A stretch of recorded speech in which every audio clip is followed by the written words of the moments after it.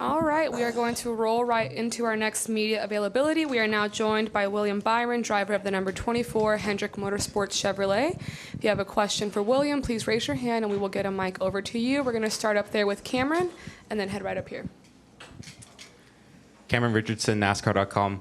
William, I think the consensus is that you're one of the more quiet guys in the garage. So just from the Netflix show to doing all the media in New York after winning the 500, just how has that experience been for you, and just kind of talking a lot and something you haven't really done before? It's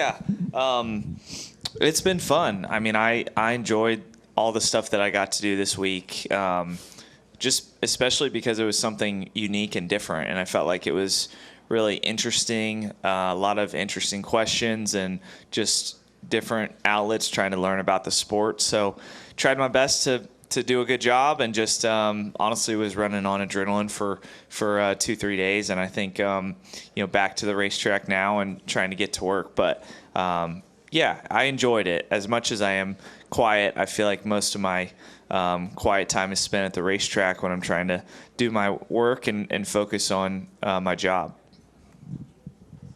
Go ahead. Stephen Toronto, CBS Sports. It was referenced that you were in New York, and I feel like I want to say you've been there before, but I know this was a pretty extensive experience, so I guess I'll ask, how was the media tour, and how did you enjoy your experience in New York City?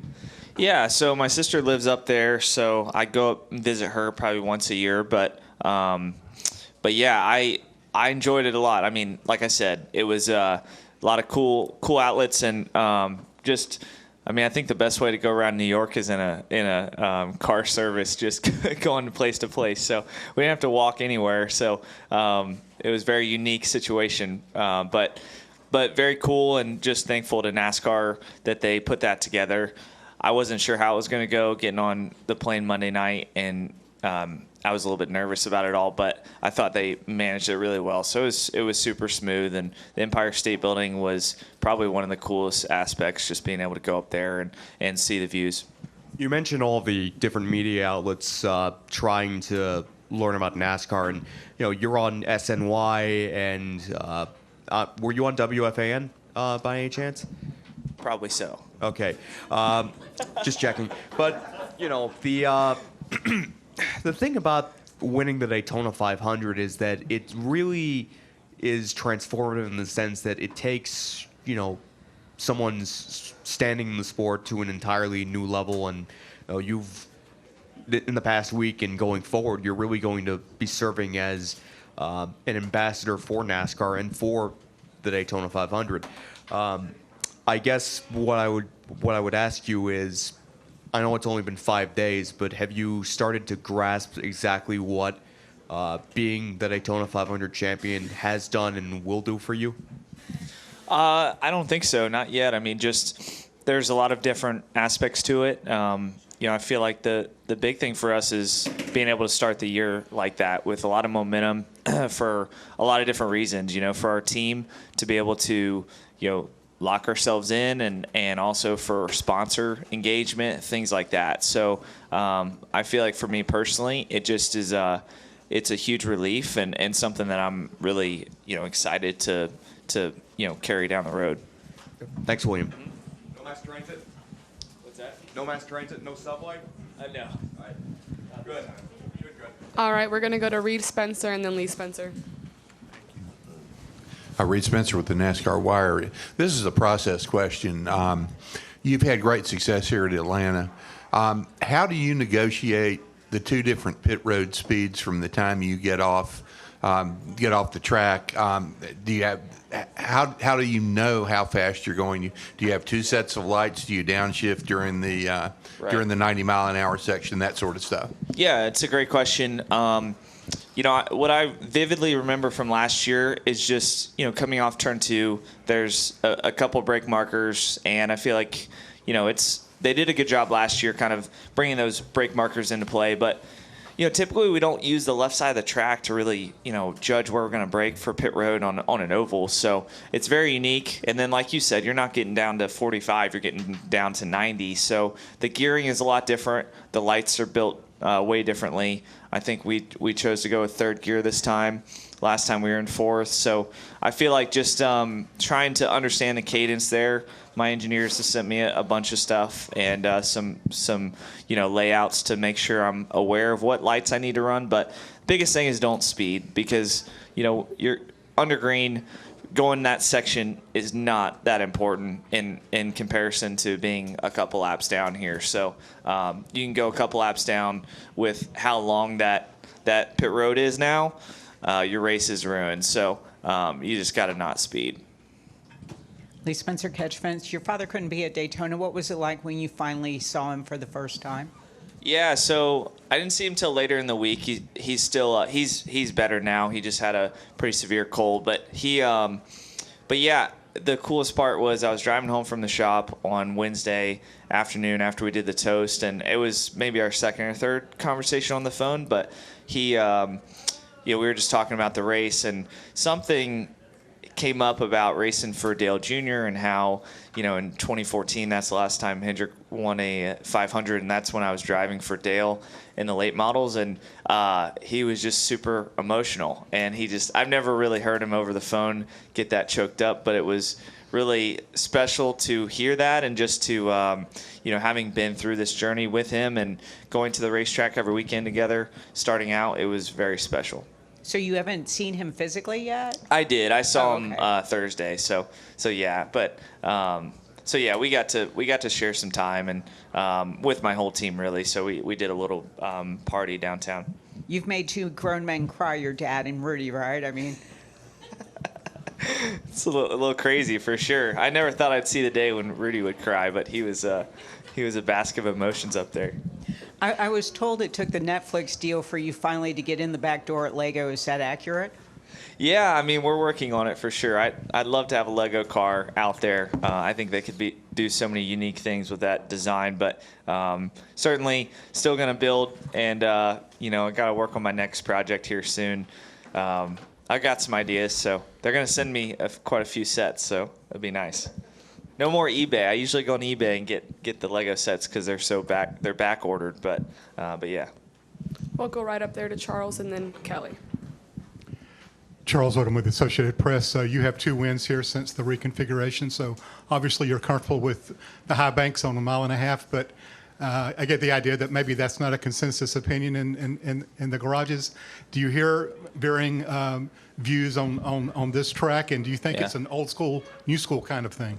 Yeah, I mean, look, we've been really fortunate that it's worked out for us a couple times. I mean, the first win, we were pretty dominant here, led over 100 laps and put ourselves in a good position. But since then, it's gotten even more chaotic. There's two and three wide, and it seems like everyone's really figured out the draft here. So it's unique for sure. I wouldn't want to do it every week, but I do enjoy the challenge of it, and I think it's a super exciting show from the fans. I mean, you think about the attendance here, when it was the old layout, and then, seeing how packed it was here in July. So, it seems like the fans like it. And like I said, I don't want to do it every week, but I enjoy the aspect of drafting and lifting a little bit and all the different things that come with it. Let's go to Kelly and then Bob. Kelly, CrandallRacer.com. William, with 2 super speedway drafting tracks back-to-back with Daytona and Atlanta, do you anticipate it would be a bigger mental or physical toll after tomorrow's race? Yeah, I mean, look, I think in the off-season I was like, man, don't crash in the first 2 races because you're going to be pretty beat up. So, I think it'll be physical for sure if you're in some crashes. But, this track is not overly physical. It's kind of right there in the middle, I would say. But as we get to some of the short tracks and really the schedule in March and in April, it'll be, you'll need to be prepared for those. But we got a little ways to go, so there's still some training and prep to try to get ready for this stretch here. Bob Pockers, Fox Sports. The fact this race is now in the playoffs, does that change anything as far as maybe that you're locked into of trying something, or does it change the dynamic at all for you? Yeah, I mean, it just makes the race a little more important for us. We just have to have a notebook for this race, and so we need to understand what our setup needs to be and kind of tinker with that going here back to the fall. So we can't really try much here because we want to have a good data point for the fall and knowing, hey, our car drove pretty well. So, lots out of your control here, but, hopefully we can have a good driving car and good strategy and, just get a little bit of an idea for the fall. So if it wasn't in the playoffs, you would potentially experiment more. Yeah, I think you wouldn't put a whole lot of weight, especially coming off, a win. Last year here, we just had the point penalty, so we had a lot of making up to do. But this year, it being in the playoffs, there's a new importance to it. Let's go to Destin, and then we'll go right back here. Dustin Long, NBC Sports. William, has been a lot of talk this week just about the fuel saving that you guys had to do last week. Obviously, I know fuel saving is always a key in any event and has been for a long time, but just how excessive it seemed to be from a fan's perspective. Yeah. Is there anything that can be looked at or considered in terms of that would allow you guys not to be as focused or concerned about fuel saving in a speedway type of race like last week? Yeah, it's a very complex problem because, I think anytime, if you shorten the amount of fuel we have in the cars, you're just going to make the windows smaller, and then you're going to have the same issue or the same thing happening where you're trying to have a shorter pit stop. So it's just evolution and technology, it's really just humans figuring out what the best strategy is. So I'm surprised it wasn't more of a thing earlier on, but I think with this package, having track position be so important, with there being so much drag on the cars and really too wide, it's very difficult just to shoot your way to the front from the back. So I don't know what the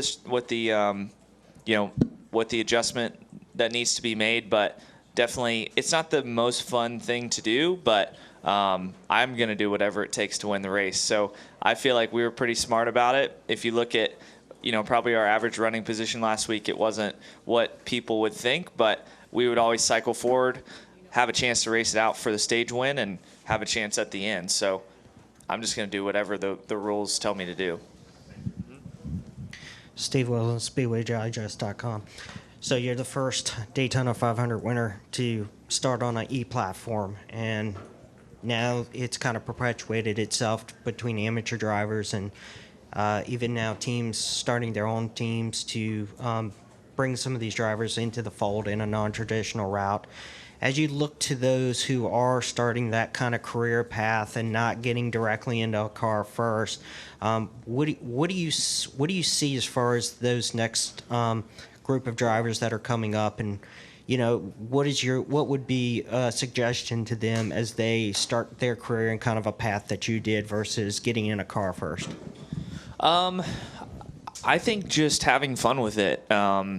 If it is like what I see from a lot of young kids going to the karting track and going to racing on iRacing, is just people are taking it way too seriously, way too soon. I feel like you just have to really enjoy what you do, try to learn, try to get better as a driver, learn more about the sport, and then eventually, by the time you get to this level, you're going to feel a lot of pressure. So I think not putting too much pressure on yourself at an early age to try to be the best. I think just try to get out there, experience things, enjoy driving the race car, and see what you can do with it.